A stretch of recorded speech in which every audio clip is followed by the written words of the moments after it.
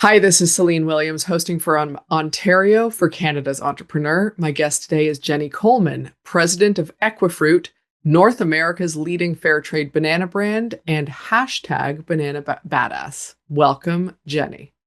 Thank you so much, Celine. Um, Very excited to talk to you. I love that you have a hashtag in your intro. But I'd love to hear a little bit about how your journey to getting to be the president of North America's leading fair trade banana brand. That is very specific, and I imagine not the most linear journey. No, no, not at all. I actually lecture a lot in universities and colleges and basically anybody who will invite me.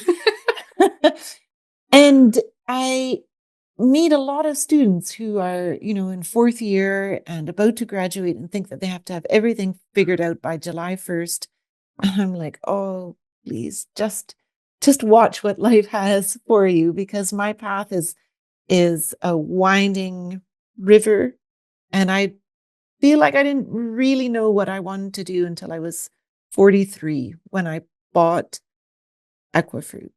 So Equifruit is not a company that I founded. I am what we say in French, a repreneur, somebody who takes over an existing business, uh, entrepreneurship through acquisition. Mm-hmm. And it was just a great move for me, but certainly into an area that I basically knew nothing about. I mean, totally stupid if you are going to just analyze this on a business case perspective.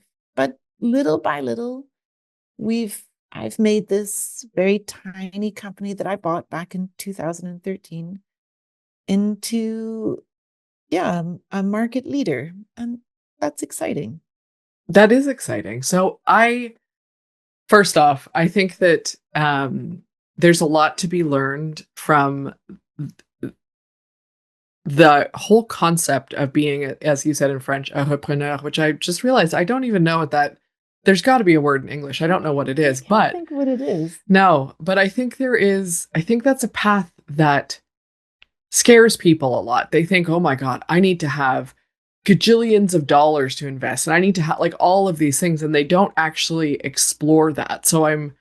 I love that that is part of your story, and I want to get into that. But before we do, how did you what was the journey to getting to the decision of let me buy a banana company?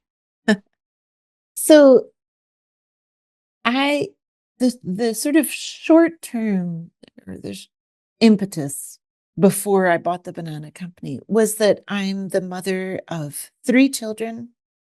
Our first baby was born in 2007, and it turns out is profoundly disabled due to a kind of a freak genetic mutation. It took us a little while to accept this situation and then get our nerve up to try again. And then we had two babies really back to back, 16 months apart.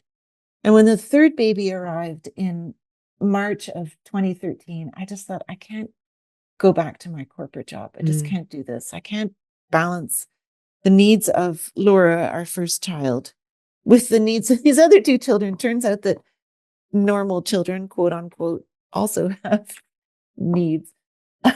Yes. and Yep. Different, but they have them. different, but they have them. You don't just park them somewhere and they're okay. They also need. Anyway, the point is, I had a real entrepreneurial itch for years and years and years up to this point. And I started to think while I was on mat leave with baby three, maybe this is the moment, maybe I do something that allows me um, to scratch that itch and and have a little bit more flexibility for my family and my kids' needs. And so I started to think about, going through the lists of business ideas that I'd had over the previous 10 or 15 years. And then I really kind of by coincidence came across an ad on a website from a small business broker here in Montreal that said very little. It was very vague. It said a business with high ethical standards that would suit somebody who needed flexible work. And I was like, oh man, was this written just for me? It didn't say like, comma, Jennie Coleman, are you calling us yet? And so I phoned the broker and he invited me in. We met for about an hour sitting around a great big conference table.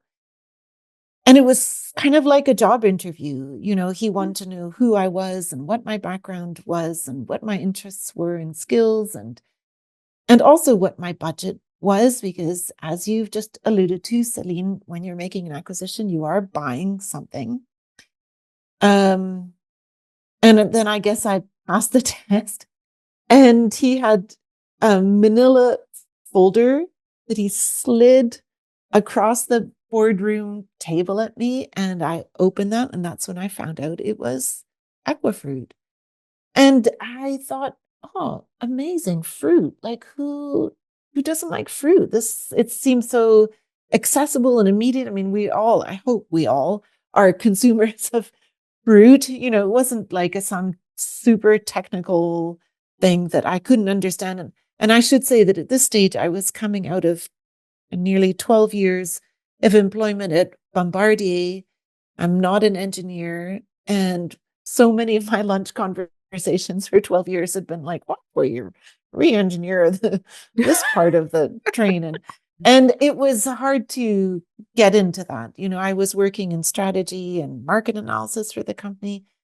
I want to say that Bombardier was a great employer. They really supported us through the birth of this disabled child. So I have nothing bad to say about them as Yeah. an employer, but it just felt like there was time for something new. And when this new option came up that was around fruit and fair trade, which was also intriguing to me, I thought, sign me up. I don't know anything about this, but this looks like fun. And it was within our budget. And there we were. So, you know, if you knew everything, you'd never do anything, right? So the first couple of years after the acquisition were extremely tough. And I did spend a lot of time stressing about the fact that I had sunk basically all of our savings into this business that I wasn't sure was going to survive. But I was super, super stressful. I'm not going to lie. But early on, a year in, I met a really terrific woman who is now my business partner, Kim Shakal. She's our VP of Sales and Marketing. And with her sales skills and drive, we started to build a business that was above, you know, subsistence level entity. Yeah. And yeah, we kind of haven't looked back since then. We've now been on the list of Canada's top growing companies 4 years in a row. And Congratulations. yeah, thank you. And we're just getting started. We feel like we're just kind of hitting our stride. We have huge ambitions for the company. So I'm curious. First off, I want to acknowledge, I think the feeling that you were talking about where in, you know, the early days, you're like, oh, I've sunk all my money into this. Can this even work? I think that even if someone is starting their own business and is not buying another business, I think that is a very common feeling as an Yeah. entrepreneur, where it's like, Yeah. I see this in entrepreneurs who start their own business where they're like 3 years in, they're like, I don't think anyone would employ me anymore. Like, how do I translate what I've done for the last 3 years into a job if I want to go get a job? So if this doesn't work, what do I do? How I've sunk everything into this, Yeah. whether it's money, time, energy, etc. So I say that because starting from that place of like, is this a mistake? Am I doing this right? To where you're at now, where clearly things are going well. Are there some key your business partner sounds like one of them, but are there some key shifts or lessons or moments that stand out to you as reinforcing that this was the right path, or shifting something so fundamentally that you're like, oh, that was the difference, that made a big difference? I think that I think that a big part of this shift was to find work-life balance. And even though there was all of that stress in those early years, I did also have the work-life balance. And so even after a year, remember saying to my husband, okay, if this goes belly up, I'm really sorry I've lost all our money. But two things. One, I've, got our kids, like I've been able to be frontline parent with our children. And two, I'll have scratched that itch. Like I feel that the lessons that I've learned in the last year have calmed this lifelong desire to be an entrepreneur. Um, and I think also, when you talk about what else would you do, I don't know if the entrepreneurs who are listening to this will sympathize with me that when you meet somebody who hasn't been an entrepreneur, you're like, are you actually doing real work anyway? Like, I feel like once you've had that entrepreneurial stress and excitement, it fills you with confidence about all the things that you can do, which you didn't know you had in you. When I worked at Bombardier, I was director of strategy and market analysis. I worked on the rail side of the business at the time. I could tell you any statistics on any passenger rail fleet around the world. Super useful cocktail party conversation, by the way. But I didn't know that in that year, in my first year at Equifruit, I was going to not just do strategy and market analysis, but also operations and finance and sales and marketing and HR and all of those things that it turns out you have in you, even if you're not an expert on each of those, that you have the capacity to learn and to express yourself in different ways. I think that, yeah. Can you tell I'm sort of like pro entrepreneurship? Like, I think it's a great thing. And I think that we just have to cast your eye on a horizon and say, this first part, this is going to be tough, but um, you know, you'll get through that. I would also say that on the subject of buying a business, when I signed the papers for Equifruit on December 1st of 2013, our youngest child was 8 months old and I was still breastfeeding. And I think that if I hadn't bought a business that was already running, that had customers, where you had to get up in the morning and do some work, I think that it would have been a long time before I was without an excuse not to work. Right. I think I could have said, oh, baby was up all night and I'm so tired and I can't face this. This will happen tomorrow. Whereas when you have an actual business, you're in on the deep end and you have to swim. You can't lounge by the pool, even if anybody listening who's had basically 3 children back to back, because our eldest baby is kind of like our eternal, this child is kind of like our eternal baby. So we had Laura, who has all of these needs, and then Juliet, who was a very little person, and Valérie, who was an even littler person, all at the same time, 3 diapers, not any fun. But you don't have any choice. You just have to keep going. And I think it was a great, great move for me to allow me entrepreneurship through an existing structure.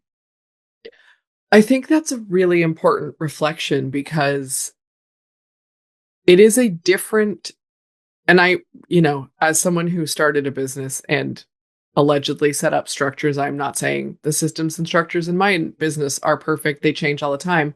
But it's a very different ball game when you have to create all of that from scratch and Absolutely. motivate yourself to create all of that from scratch versus having some structure. You have clients you already Totally. have to You don't have to serve. think. Yeah. You don't have to Yeah. think about every last thing. And actually, just next week, first week of June 2026, I should say that we at Equifruit, twice a year, we have 2 in-person team meetings in Montreal. Everybody comes to Montreal for a week at a time, and we have presentations to each other and functional team meetings and team bonding activities. And it's like the 2 most fun weeks of the year. And next week, well, this year in 2026, we're marking 20 years since the company was incorporated. And we're inviting the 2 founders who were a mother-daughter duo to come and talk to us about that initial thing. Like, you ask me why I'm doing a banana company. Like, the question is, why did they think this was a good idea? Yeah.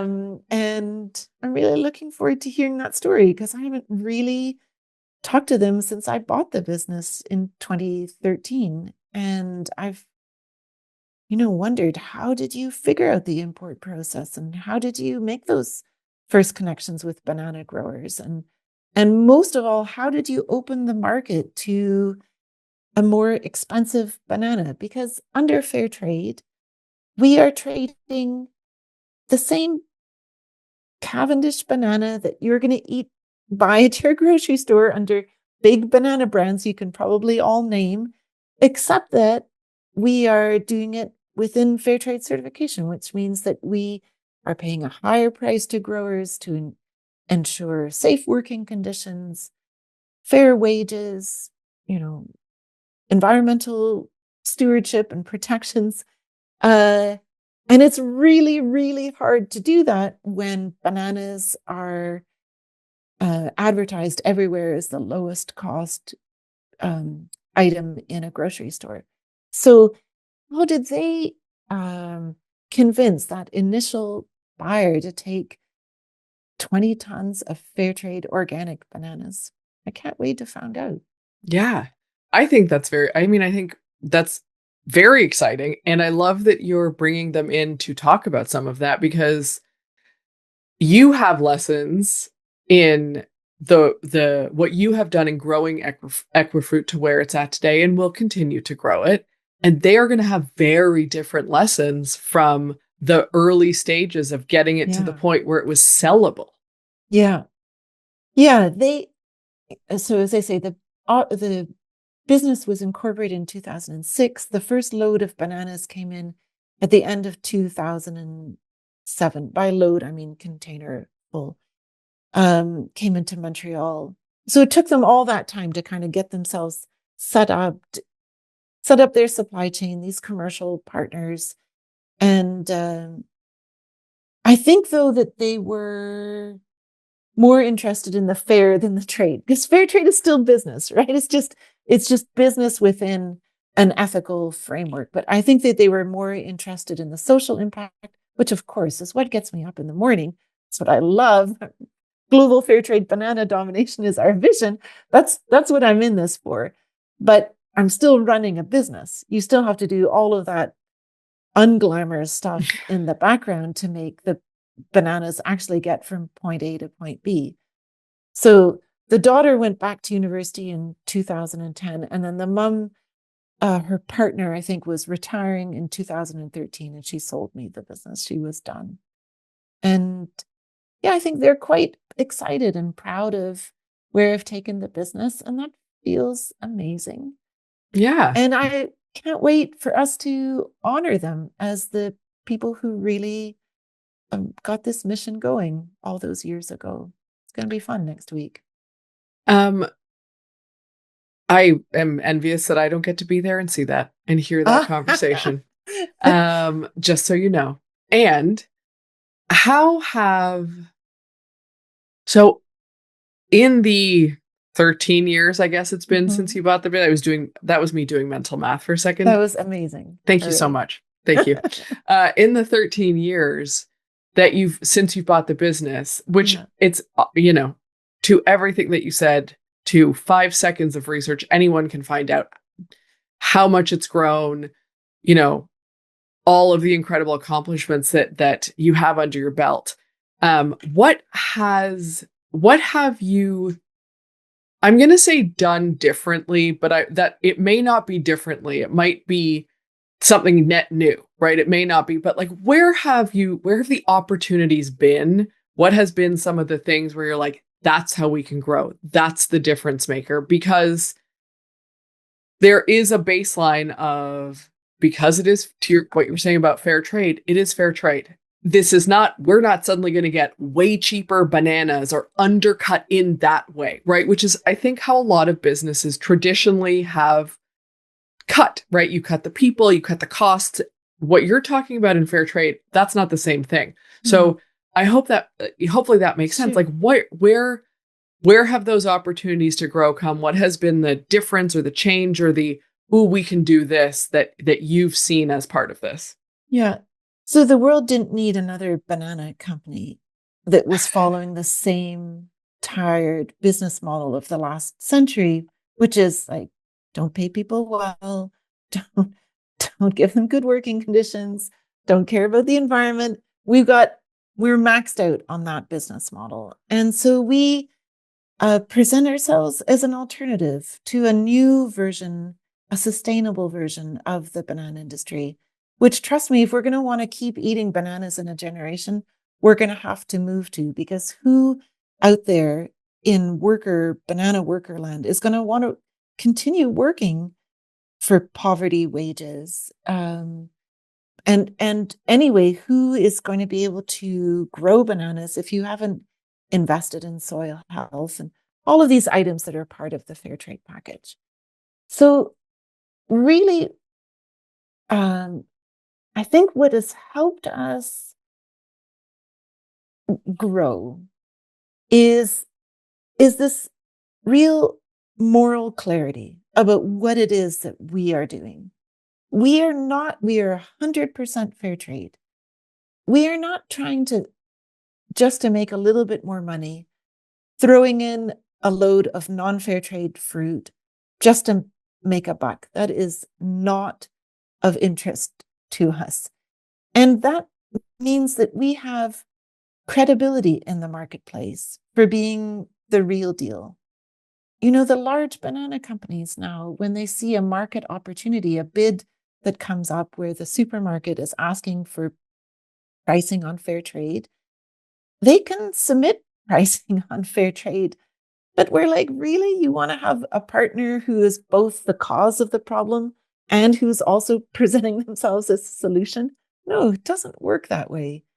So every touch point that we have reinforces this notion of our mission, that farmers got to get paid, that we are 100% fair trade, and that's where we see the market going. And I think that if you never waver from that, even though we are the leaders in what is still a niche, we are confident that this will become the mainstream and that we'll be positioned to capture that market. Globally, about 4%, only 4% of bananas are bought and sold on fair trade terms. And as an Wow. entrepreneur, you have, well, or a non-entrepreneur, perhaps you can look at that and be like, oh my gosh, tear my hair out. That's so terrible. What about those 96% that are not fair trade? And as an entrepreneur, you're like, 96% of the market. Let's go get that. Let's Yeah. do that. And let's do it being true to our values. That's what I think is our big differentiator. And it's Yeah. not been easy, and it's a slog. And most of what we're selling day in, day out is a change in mindset away from dirt cheap bananas to something that does right by the workers and small growers in our supply chains. But we've grown an incredible amount, and I can say that it's not just my mom who's buying and eating those bananas. It's not just somebody who loves me. Our message apparently resonates with Canadians coast to coast and a few of the programs we have in the States. So, Yeah. I'm not surprised. I think that's incredible. Listen, I met you today, Jenny, and I have bought Equifruit bananas many times whenever I see oh, them. So it is not just the people who know you personally, even though oh, now I do know you personally. oh, how lovely. So you. Um, so I have uh, possibly my last question, but where have what would you say? This is a kind of an odd way to phrase it, but we're going to do it anyways. What are some of the biggest lessons or takeaways that you have from the journey you've taken to getting to where you are now, especially if you're like, whether it's you would tell yourself early on, right? Like that's often what would you tell Jenny who bought this company 13 years ago, knowing what you know now? And or what would you advise another entrepreneur who's looking at buying a company to be aware of or think about? Because I think both of those things, one might be more specific to your company, but there's lessons and it's important and helpful for people to hear that. Yeah. I think the two things that have made a real difference for Equifruit's success is um, finding the courage to hire good people, even when it seems very expensive upfront.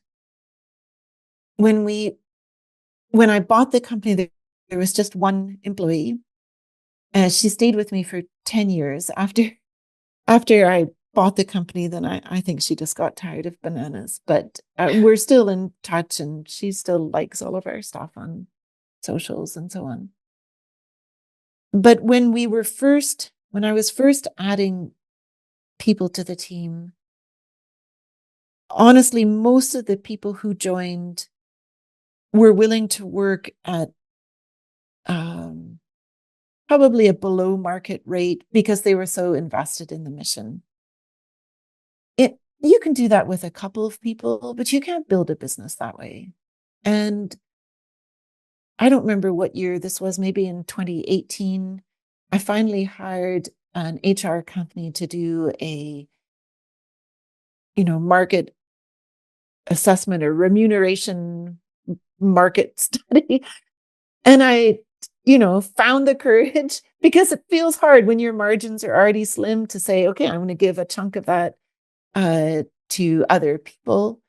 But you attract talent and you pay them well, you provide them with a good work environment with hopefully benefits. We do now, we have a retirement plan. And they are, I know this is cliche, but it's true. They are going to do the work for you that you get to a stage where you can't do it all yourself. And Absolutely. it feels so fun now. I talked earlier about how within the first year you wear these hats. And uh, the best feeling I have is knowing that I'm taking hats off and hiring good people to do that work. And I really just keep two functions in the company. I still do HR and organizational development just because I feel so strongly about the importance of having a great team that's well um, encadré, well, Connected. Well, yeah, yeah. well surrounded. Yep. Um, and then I do advocacy.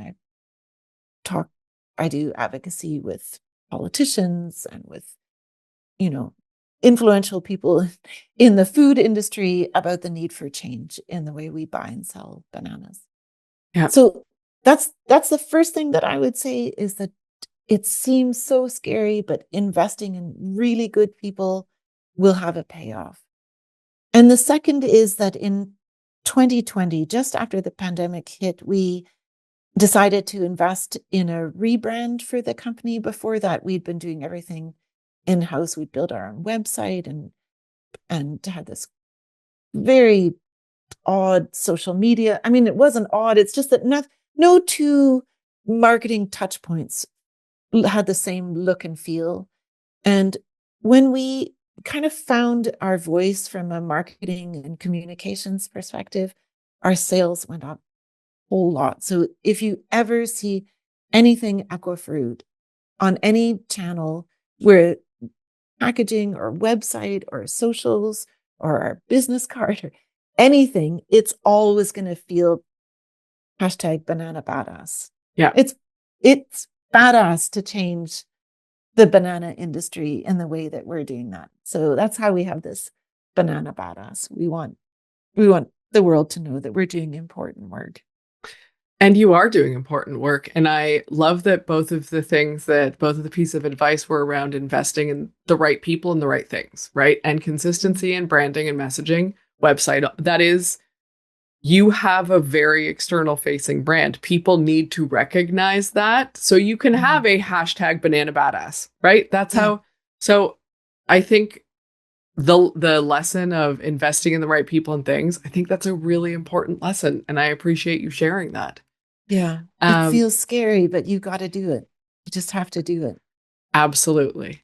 I want to thank you for taking the time to Oh, chat with me today. It was absolutely lovely. And I think this is a really helpful conversation for people. So I appreciate your time, Jennie. oh, Celine, thank you for having me.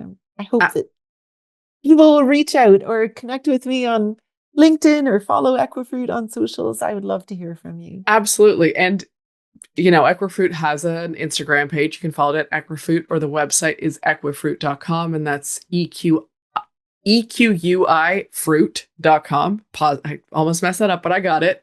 And you can find out more about the company there. And for everyone who is listening or watching, thank you for listening to Canada's Entrepreneur. Like, comment, and subscribe to all our channels to get the latest podcasts from entrepreneurs across Canada.